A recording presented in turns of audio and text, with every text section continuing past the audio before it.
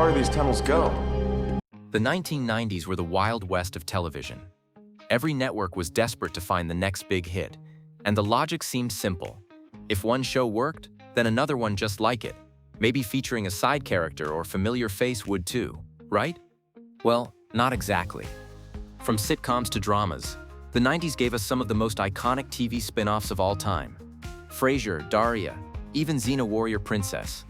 But for every success story, there were a handful of bizarre, misguided, or downright painful experiments that crashed and burned almost immediately. These are the shows that tried to cash in on a hit and flopped hard. Some only lasted a few episodes. Others barely made it through a season before getting buried in network archives. So today, we're counting down 7 forgotten TV spin-offs of the 1990s that didn't just miss the mark, they missed it by a mile. If you love digging into TV history, nostalgia, and the wild what-were-they-thinking moments of the past, make sure to like and subscribe to the channel because we're about to revisit some truly glorious train wrecks. Let's dive in. Top of the Heap, From Bundy to Busted. When Married with Children premiered in 1987, it turned the wholesome family sitcom formula upside down. It was crude, outrageous, and hilarious, and audiences loved it. So naturally, Fox wanted more. In 1991, they decided to give a minor recurring character named Charlie Verducci, played by Joseph Bologna, his own show. Charlie was a scheming, womanizing conman, kind of like a discount Al Bundy, and his teenage son, Vinny, was played by a then-unknown Matt LeBlanc. Yes, that Matt LeBlanc. The premise followed the Verduccis as they tried to climb the social ladder from their blue-collar roots to high society. They even brought over Al Bundy for a cameo in the pilot to make sure fans got the connection. But where Married with Children leaned into satire, Top of the Heap tried to soften the edges, aiming for something closer to a father-son sitcom, and that confused everyone. The writing felt uneven, the tone wobbled between sleazy and sentimental, and audiences weren't buying it. Critics called it a spin-off that doesn't know what it's spinning from. It aired for just 6 episodes before Fox yanked it from the schedule. But if you think that was the end, think again. The network actually tried to retool it as Vinny and Bobby, another failed spin-off that lasted 7 episodes. The only real success story to come out of Top of the Heap? Matt LeBlanc himself. Just 3 years later, he landed Friends, one of the biggest sitcoms of all time. So in a weird way, this flop ended up being his warm-up act for superstardom. Still, as far as spin-offs go, Top of the Heap was a bottom-of-the-barrel experiment that proved not every Bundy-adjacent character was built to last. Union Square, NBC's Friends clone that nobody needed. By the late 1990s, NBC was the king of Thursday nights.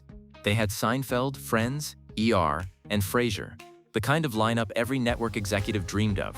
So it's not surprising that they wanted to expand that magic any way they could. Enter Union Square, a 1997 sitcom that was supposed to be loosely connected to Caroline in the City, which itself was part of NBC's must-see TV empire. But somewhere along the way, those ties were cut, leaving Union Square to fend for itself as yet another ensemble comedy about 20-somethings in New York City. Sound familiar? The show centered around Mel, a struggling actress from Texas who moves to the city and finds herself surrounded by a quirky group of friends at a diner called Union Square Cafe. It had the look, the vibe, and even the color palette of Friends, but none of the charm.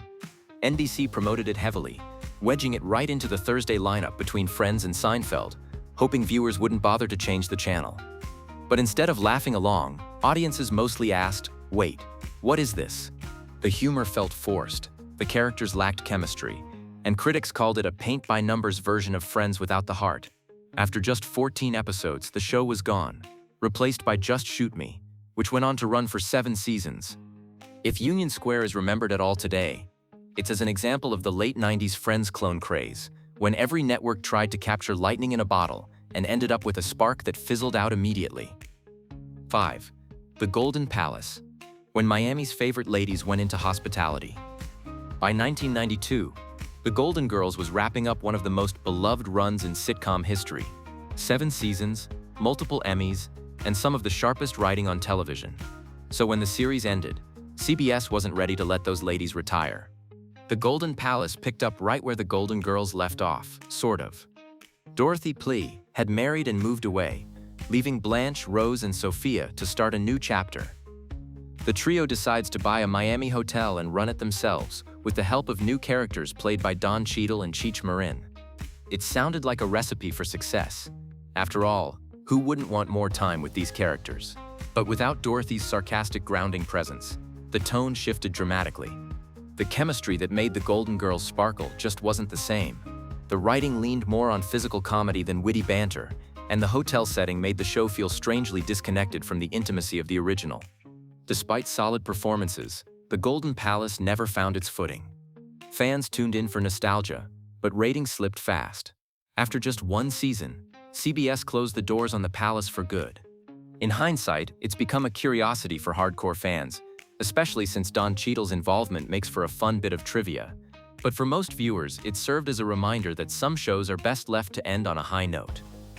4. The Trouble with Larry, the monkey business that no one wanted. If you were watching sitcoms in the late 80s, you definitely knew Perfect Strangers, the show that gave us Balky Bartokomous, the wide-eyed immigrant from Mypos, and his uptight cousin Larry. The chemistry between Bronson Pinchot and Mark Lynn Baker was pure gold. So when Perfect Strangers wrapped up, networks scrambled to find a new vehicle for Pinchot's comedic talents. The result was The Trouble with Larry. And oh boy, what a result it was. The premise was so bizarre it almost sounds made up. Larry was dragged off by monkeys during his honeymoon in Africa and presumed dead for years. When he finally returns home, he finds his wife remarried and his life completely changed. The show tried to mix slapstick comedy with heartfelt family moments, but instead landed in a confusing middle ground where nothing worked. The jokes were nonsensical, the acting manic, and the tone, well, chaotic might be too kind a word. Critics panned it instantly. Entertainment Weekly called it painful to watch. CBS aired 3 episodes before canceling it, making it one of the shortest-lived spin-offs of the entire decade. The irony is that The Trouble with Larry had potential if it had leaned into the absurdity. But instead, it felt like a relic of the 80s trying to survive in a decade that had already moved on. In short, this was one monkey CBS should have left in the jungle. 3. The Tortellis, the Cheers family nobody asked for. You know a show is iconic when it spawns more than one spin-off. Cheers did it twice, once successfully with Frasier, and once not so successfully with the Tortellis. The show centered around Nick and Loretta Tortelli, 2 recurring characters from Cheers known for their over-the-top antics. Nick was Carla's sleazy ex-husband, always scheming his way through life, while Loretta was his airheaded but lovable wife. On Cheers, they were great comic relief. On their own, not so much. The Tortellis moved the couple from Boston to Las Vegas, where Nick tries to reconnect with his estranged son while chasing get-rich-quick dreams. But without the Cheers ensemble to balance their chaos, the characters felt exhausting. The humor that worked in short bursts turned grating over 22 minutes, and the writing couldn't decide whether to make them sympathetic or despicable. Critics found it loud and shallow, and audiences didn't care enough to tune in. NBC canceled it after just 13 episodes. Interestingly, The Tortellis was an important failure. It taught NBC what not to do with a Cheers spin-off.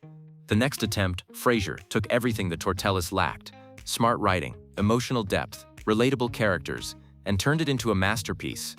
So, in a strange way, The Tortellis walked so Frasier could soar. But in terms of success, it crashed before it even took off. 2. Baywatch Nights, when lifeguards became paranormal investigators. Okay, try to follow this one. Baywatch, one of the biggest global hits of all time, decides to make a spin-off. Sounds reasonable, right? David Hasselhoff was a household name, and the franchise was a cash cow. So in 1995, producers created Baywatch Nights, where Hasselhoff's character, Mitch Buchanan, moonlights as a private investigator after dark. It was supposed to be a gritty, beachside crime drama, but instead, it felt like a weird mashup of Knight Rider and Magnum P.I. Season 1 was forgettable, but tolerable. Then came Season 2, when someone decided the show should pivot to paranormal mysteries. Suddenly, the lifeguard-turned-detective was fighting ghosts, aliens, and sea monsters. It was the X-Files meets Baywatch, and it was as ridiculous as it sounds. Audiences were baffled. Critics were brutal. One episode featured an underwater demon. Another involved a cursed mirror. It was TV chaos at its finest. Despite Hasselhoff's star power, ratings tanked. The show was canceled after 2 seasons and quietly erased from the franchise's history. And yet in the years since, Baywatch Nights has developed a cult following. mostly from fans who can't believe it actually existed. It's the perfect example of how the 90s had zero chill when it came to TV experimentation. You just know some executive pitched it with a straight face. What if Baywatch but spooky? Saved by the Bell, the college years. When Bayside graduated and the magic ended. When Saved by the Bell ended, it felt like the end of an era.